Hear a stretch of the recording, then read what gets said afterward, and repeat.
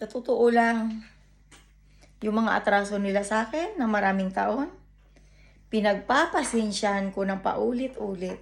Pinipilit kong kalimutan, pinipilit kong bigyan sila ng chance para huminto. Totoo yan guys, ito. Pero alam mo yung nakakasakit ng dibdib, yung paulit-ulit ka rin nilang gustong patayin. Paulit-ulit ka rin nilang pinagtitripan. Alam mo ako kasi yung tipong tao na hanggat kaya ko magpasensya sa isang tao na may kasalanan sa akin, pagpapasensyahan ko. Dahil ayaw kong mamuhay ng punong-puno ng galit, punong-puno ng inis, alam mo yun. Sa totoo lang, bumalik ako sa Denmark, nagbablog ako eh. Masaya, yes. Pero alam mo yung mga tao pala dito, no? Ayaw nila na nagsasaya ka. Ayaw nila na, alam mo yung ibalik mo kung ano ka dati, kung anong saya. Kasi ganun ako eh.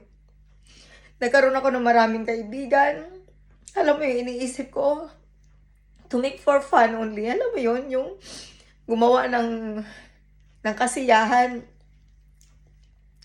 Pero yung hindi ko matanggap kung paano nila ako. Kung paano nila ako sinisira-sira, kung paano nila ako gustong patayin sa pamamagitan ng mga poison. Ayan yun, naalala ko yun ngayon. Naalala ko ngayon yung electric bed na ginawa nila sa kama ko. Kasi last year guys, marami talaga ang pumapasok sa bahay na ito. Hindi ko nakikita ang mukha. Kasi, alam mo yung buhay ko last year, nakahiga lang sa kama. Nakaratay sa kama, guys. Hindi ko alam kung paano ko nakaligtas. Pero, nagising ako isang umaga na punong-puno ako ng uban sa ulo. Iniisip ko kung paano ko tutulungan ang anak ko. Kung paano ako maging strong. Dahil may anak ako.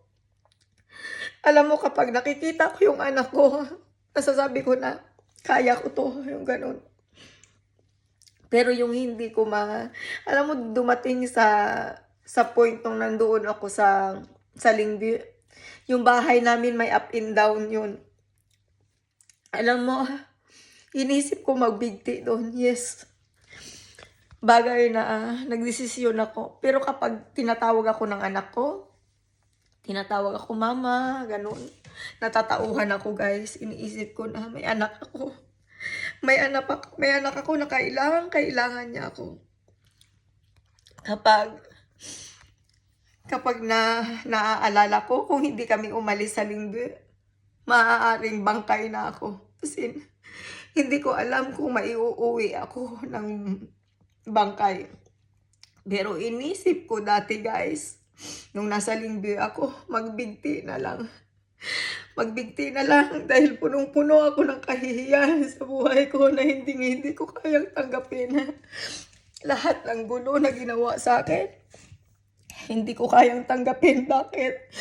Dahil kahit minsan, hindi ko pinangarap na bastos-bastusin ng kahit sino.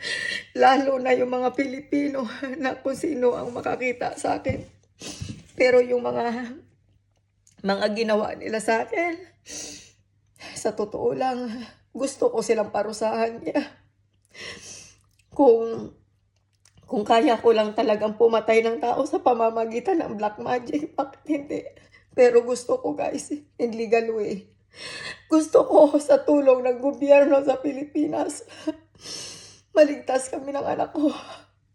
Magiging masaya lang ako kapag nabitbit ko yung anak ko sa Pilipinas ng safe.